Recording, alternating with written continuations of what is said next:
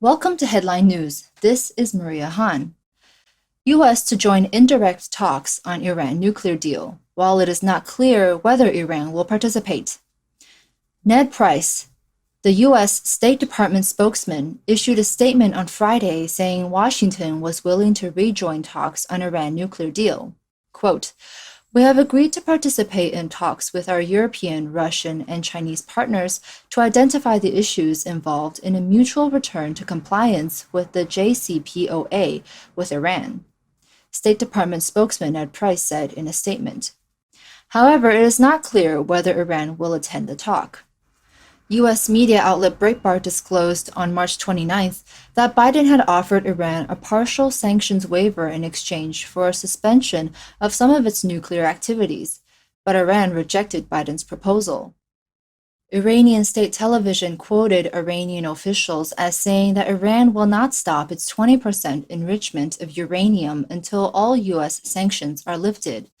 Officials suggested that Iran could trade a one-month halt in uranium enrichment activities in exchange for the lifting of all U.S. sanctions. The U.S. side denounced the claim as lacking sincerity in negotiations and more of a counterattack. Former Israeli ambassador to the United Nations Danny Danon said late last year that he thought the withdrawal from the nuclear deal with Iran was appropriate. Danon said he did not want to see the Biden administration rejoin the Iran nuclear deal. Quote, "The way we see it, this is a miserable agreement, and we knew from the beginning that Iranians had no intentions to comply with the agreement, and today it is public knowledge that they had breached the agreement many times." Former U.S. Deputy National Security Advisor Katie McFarland had also previously warned that adopting appeasement programs such as signing deals would allow Iran to continue to possess nuclear weapons and thus have the ability to support terrorist movements.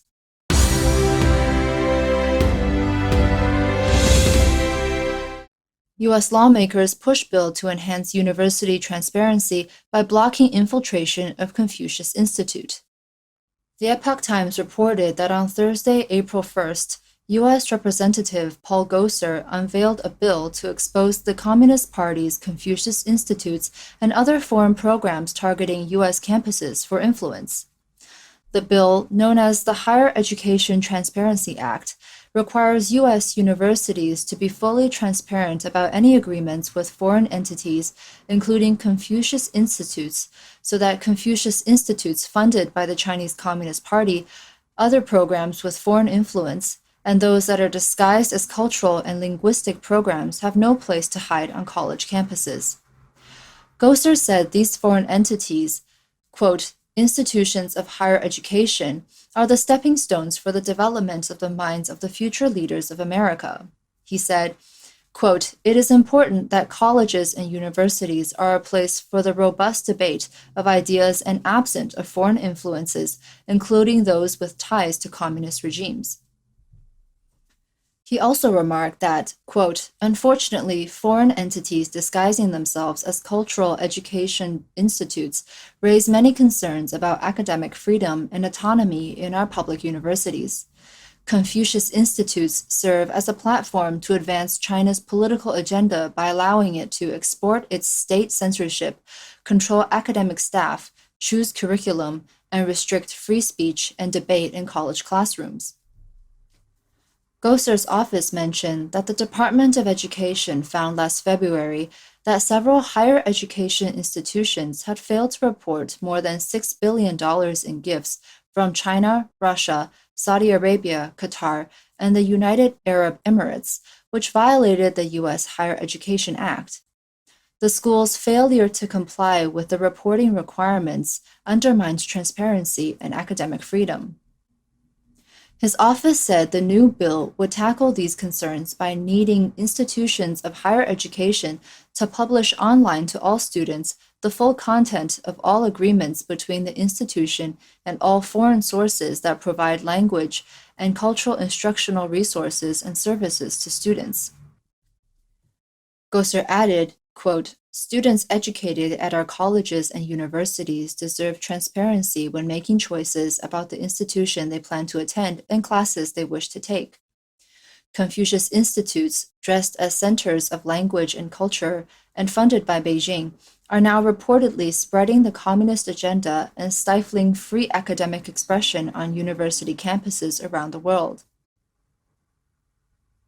These schools have previously come under intense scrutiny by U.S. officials under the Trump administration over concerns that these disguised educational institutions are spreading a communist agenda, restricting academic freedom and facilitating Chinese communist spying in U.S. classrooms.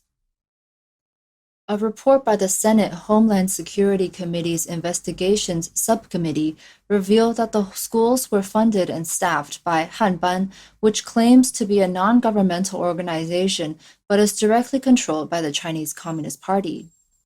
Based on information from the National Association of Scholars, as of March 25th this year, there are currently 50 Confucius Institutes in the United States, including 8 that are already scheduled to close. Of these 50, 44 are in U.S. colleges or universities, and there are 5 Confucius Institutes in K-12 public schools. To date, 74 such institutions have closed or are in the process of closing. But NAS warns that while many Confucius Institutes may be phasing out in the U.S., some have reorganized and rebranded in order to escape the public eye and continue to discreetly exert influence on U.S. campuses. For example, the Asia Society, a private nonprofit organization that co-sponsors a K-12 Confucius Institute, has renamed its program the Chinese Language Partner Network. Rochelle Peterson, a senior fellow at NAS, pointed out that some colleges and universities are replacing existing Confucius institutes with other similar forms of partnerships associated with the Chinese regime. Some of these newly formed Chinese communist-centric programs still preserve Confucius Institute staff and programs. For example, the University of Michigan continued to receive funding from the CCP's Hanban even after the Confucius Institute was closed.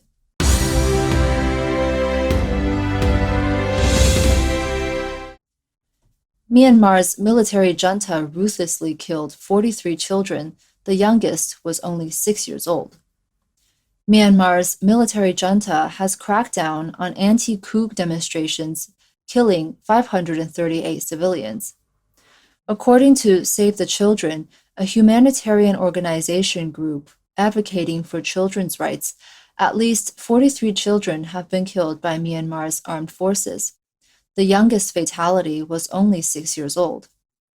Myanmar's military coup triggered tens of thousands of people to take to the streets in protest. Initially, the military used water cannons to disperse the crowd. A week later, the military crackdown became more intense and began using rubber bullets and live ammunition against protesters. Witnesses said the armed forces shot people randomly in the streets, and some were even shot in their own homes. On March 27th, Myanmar's Armed Forces Day, 11-year-old Ai Myat Thu was shot in the head by a military police officer while playing in front of his home in Mondstadt's capital, Malamyang. On the same day, Sai Yan, a 13-year-old boy from the Yangon region, was playing in his neighborhood at noon when military police raided the area. He was shot in the head when running home. His body was taken away by the police to a military vehicle, only to be retrieved by his family the next day. On March 23rd, Kin Myo-chit, a 6-year and 3-month-old girl, was shot and killed in her home in the Mandalay region. On that day, the military swept through protesters and searched several homes in Mandalay's Chamyathazi township. According to Kin Myo-chit's older sister, quote, "They kicked the door to open it. When the door was open, they asked my father whether there were any other people in the house. The father denied it, but the police accused him of lying and began searching the home, at which point Kim Myo-chit ran to her father and they shot and hit her. Her 19-year-old brother was also beaten and arrested by the military." Thank you for joining us today, and we'll see you next time.